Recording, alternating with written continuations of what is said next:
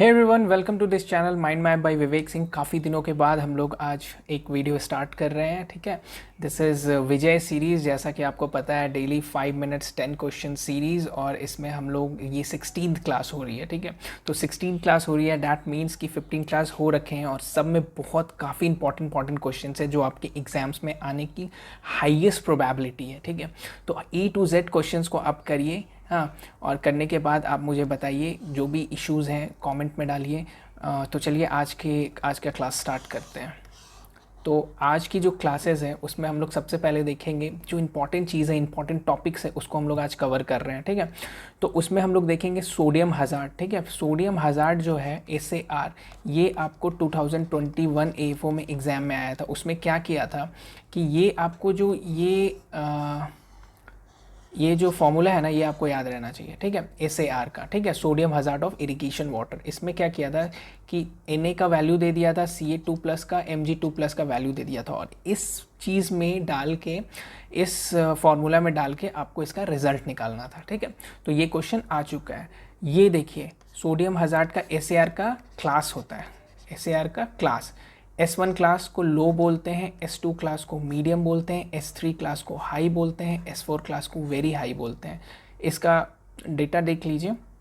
S1 class जो लो है वो 10 से कम को S1 बोलते हैं, मीडियम को 10 से 18 के बीच में अगर रहता है तो उसको मीडियम बोलते हैं, और S3 18 से 26 के बीच में रहता है तो उसको मीडियम बोलते हैं, और S4 वेरी हाई 26 से 31। ये आपको 2016 के एवो में आया हुआ है। तो आप समझ सकते हो SAR कितना इंपॉर्टेंट है ना। तो SAR को आप एकदम इग्नोर मत कीजिएगा, इसको करते जाइएगा। फिर एक चीज़ आपको जो है एक चीज़ और जो है आपको पढ़ना है वो है ड्रेनेज कोफिशिएंट। ड्रेनेज कोएफिशिएंट कितना होता है, कितने के बीच, 0.6 से 2.5 सेंटीमीटर के बीच में होता है। ओके, चलिए नेक्स्ट हम लोग क्या देखेंगे। नेक्स्ट हम लोग देखेंगे इरिगेशन प्रोजेक्ट। ये तो भाई आप अगर एग्ज़ाम दे रहे होंगे तो 17 से 22 के बीच में 3-4 बार क्वेश्चन आ चुका है। ठीक है, इरिगेशन प्रोजेक्ट्स के मेजर इरिगेशन प्रोजेक्ट 10,000 हेक्टेयर से ऊपर ऑफ CCA क्या होता है, CCA होता है इस कैचमेंट कमांड एरिया। ठीक है, मीडियम का रेंज कितना है, 2,000 से 10,000 हेक्टेयर, और माइनर का 2,000 से कम। ठीक है, यहाँ इरिगेशन प्रोजेक्ट्स है और ये है वाटरशेड्स। तो वाटरशेड और इरिगेशन प्रोजेक्ट में थोड़ा सा तालमेल हो जाता है, तो थोड़ा सा गड़बड़ी होने के चांसेस रहते हैं, तो इसको ध्यान से देखिएगा। इसलिए हम दोनों को एक जगह लिख दिए हैं। ठीक है, तो इसमें क्या है कि मैक्रो वाटरशेड प्रोजेक्ट जो है वो 1,000 से 10,000 होता है, माइक्रो होता है 100 से 1,000, मिनी जो होता है 10 से 100 हेक्टेयर, और मिली जो होता है 1 से 1,000। थोड़ा सा ध्यान से देखने वाली चीज़ है, एग्जाम में आएगा तो आपको थोड़ा सा इशू हो सकता है। ठीक है, अब हम लोग नेक्स्ट देखेंगे ड्रेनेज सिस्टम। ड्रेनेज सिस्टम जो होता है दो तरह का होता है, एक होता है सरफेस ड्रेनेज, एक होता है सब सरफेस ड्रेनेज।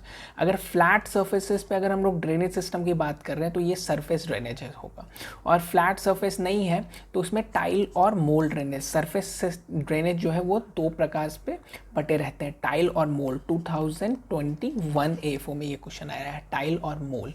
टाइल में क्या होता है कि इसमें पाइप लगाया जाता है, और मोल में क्या होता है, it's suitable for clay soil, और ये मेड विथ मोल प्लॉग। एक काइंड ऑफ प्लॉगिंग होता है, एक प्लॉग होता है, उससे बनता है। ठीक है, तो टाइल और मोल में यही अंतर है, ये बेसिक अंतर है। इससे आपका क्वेश्चन बन जाता है अगर इतना भी पता रहता है किसी को उस एग्जाम में कि टाइल में पाइप लगता है और मोल में it's suitable for clay soil और मेड विथ मोल प्लॉग। ये सरफेस ड्रेनेज है ना, बहुत तरह के होते हैं सरफेस ड्रेनेज, जैसा कि हम लोग यहाँ पे अभी देखेंगे। एक मिनट, हाँ ठीक है। सरफेस ड्रेनेज जो है बहुत प्रकार के होते हैं। सरफेस ड्रेनेज होता है random system, parallel ditch, bedding, interception, BBF। सबसे इंपॉर्टेंट BBF है। ठीक है, ये जो है आपको पता रहना चाहिए कि सरफेस ड्रेनेज में कैसे कैसे सिस्टम्स होते हैं। ठीक है, जैसे रैंडम सिस्टम होते हैं, पैरेलल सिस्टम होते हैं, पैरेलल डिच, बेडिंग, इंटरसेप्शन, ये पता रहना चाहिए।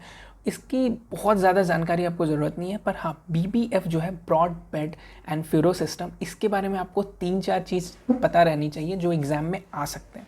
ठीक है, वो क्या क्या है। BBF का फुल फॉर्म क्या होता है, broad bed and furrow system. क्या होता है, broad bed and furrow system. BBF में बेड का जो वेथ होता है, ब्रॉड बेड होता है, तो बेड का जो वेथ होता है वो 120 से 150 सेंटीमीटर का होता है, ये आपको पता रहना चाहिए। फ्यूरो का जो विथ होता है वो 45 सेंटीमीटर होता है, ये आपको पता रहना चाहिए। और रेज्ड कितना रहता है, 15 सेंटीमीटर।